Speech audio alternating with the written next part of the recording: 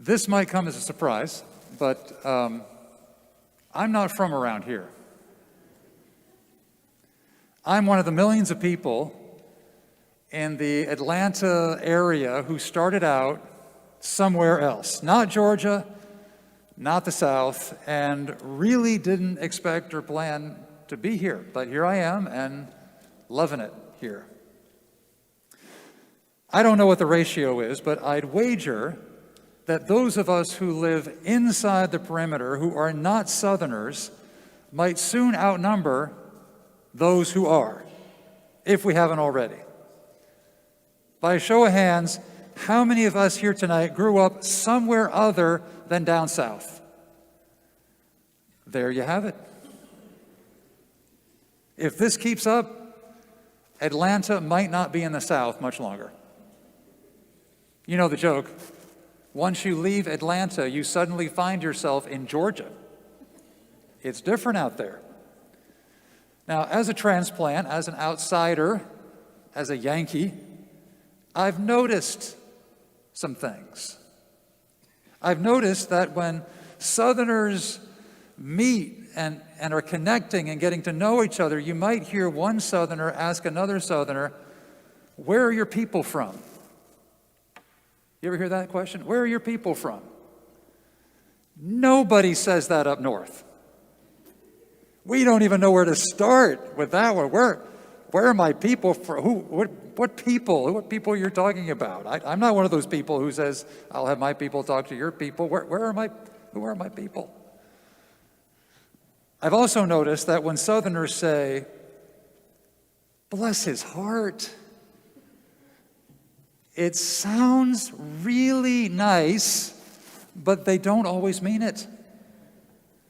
In the South, you can talk trash about somebody, but if you stick "bless his heart" on the end, it's all okay. Even so, I'm for it. I think it's great because there's not much heart blessing going on when New Yorkers and Bostonians and Philadelphians insult each other. But I think it would help. Some of you here tonight might have traveled to the South or to the almost South to be with loved ones. Those are your people. And maybe you've encountered some reminders that you are in a different place and a different culture. Maybe you experienced some Southern hospitality that truly blessed your heart. Or maybe something else told you you're not in Kansas anymore. All of this is very much in sync, I think, with the original Christmas story. The Christmas story could be summarized very simply as a newly betrothed couple is forced to travel down south to register for a census. The woman, a girl really, is scandalously 9 months pregnant when they make their journey. And when they finally reach their destination after an arduous journey, Southern hospitality is not happening. And so the girl has to give birth in a barn. Now, there are, of course, some other details, but those are the major hallmarks of the story. Mary and Joseph traveled south, 80 miles from Nazareth all the way down to Bethlehem, where Joseph grew up, where his people lived, to register for a census. 80 miles. 80 miles is roughly the distance from right here to Macon. Going 80 miles to Macon may not seem like a big deal to us. When was the last time you walked there? 9 months pregnant. Most of us have never walked 18 or 8 miles while not pregnant. Many an artist has inserted a donkey into this unbearable picture because we can't stomach the idea of a very pregnant Mary walking that far. Well, I'll tell you, if there was a donkey, the gospel writers completely left it out. There is no donkey mentioned in the Christmas story. So if we really want to experience what that first Christmas was like for Mary, we should all strap on a bowling ball and walk to Macon. Mary and Joseph walked over hills and through valleys, threatened by bad weather, by thieves, by wild animals. They expected all of that. What they didn't expect was for their hardships to continue once they got to Bethlehem and got to Joseph's people. They expected to stay in the spare room of a relative or a neighbor. However, because of the census, Bethlehem was maxed out. Joseph and Mary had to stay with the animals. Maybe that was the best Joseph's people could do.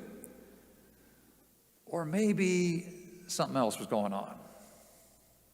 Maybe the reason Mary and Joseph didn't have a place in Bethlehem was because Joseph's family would not suffer the indignity of letting him in the house with his very pregnant fiancée, no matter how tired they were.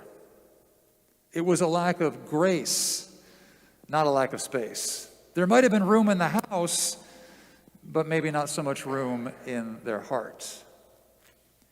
Regardless, this is not where Mary imagined giving birth. She had not imagined actually giving birth at all, but definitely not in a barn, in a strange place with different customs, people with a different accent, among people who were not her people.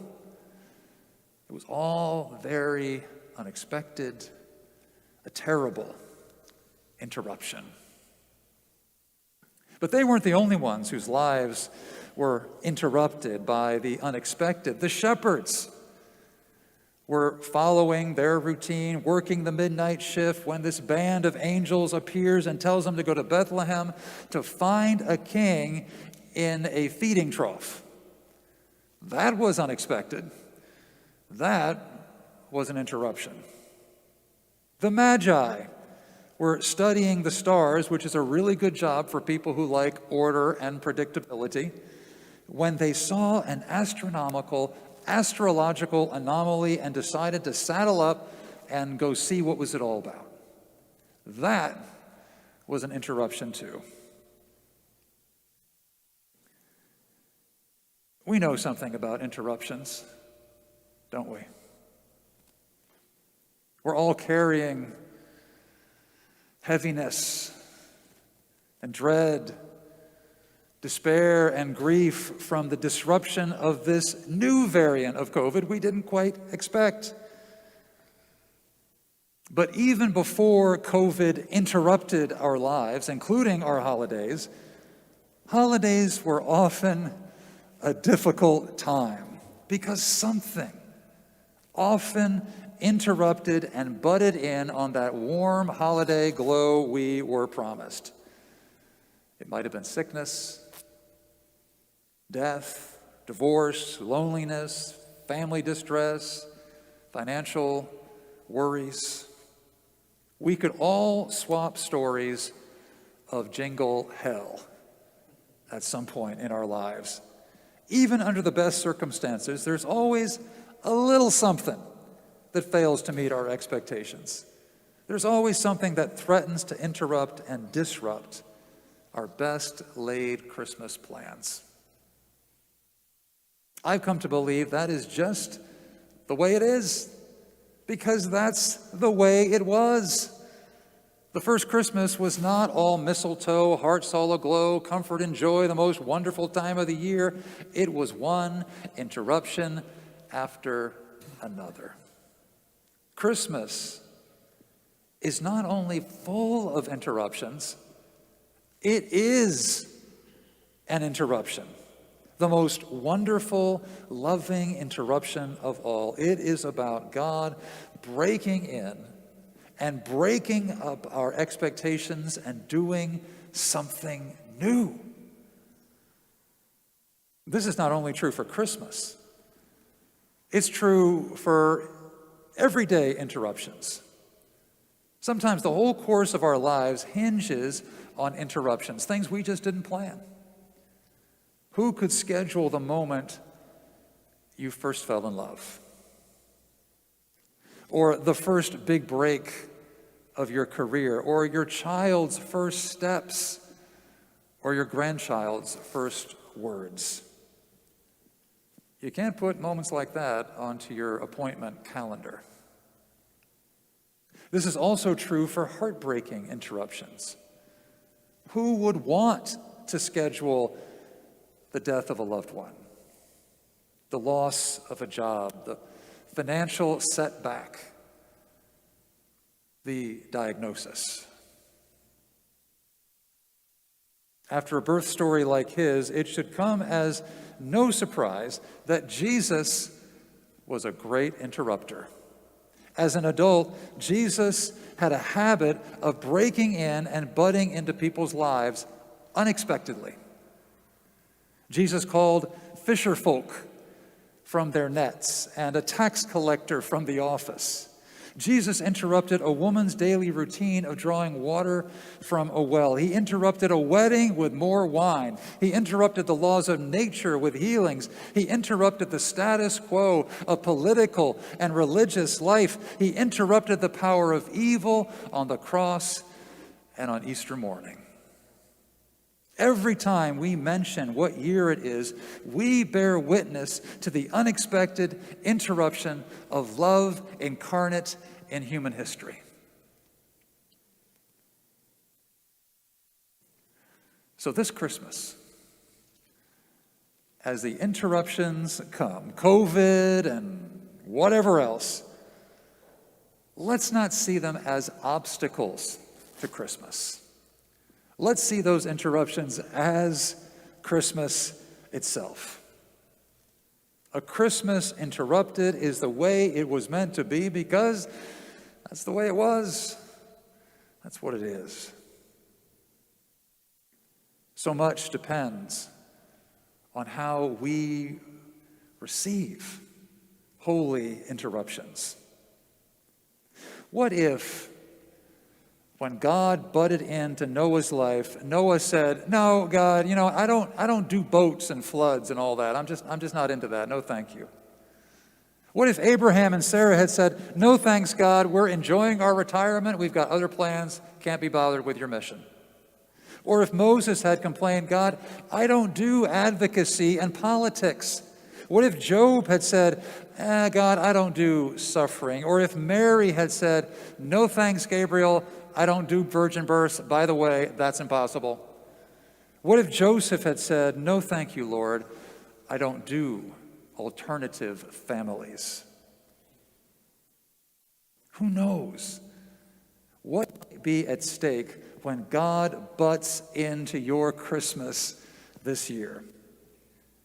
When it happens, not if, but when, do your best to smile, breathe, and say, "Jesus, Mary, and Joseph, I am right there with you." Because so often, a Christmas lost is Christmas found. Amen. Ashe. Namaste.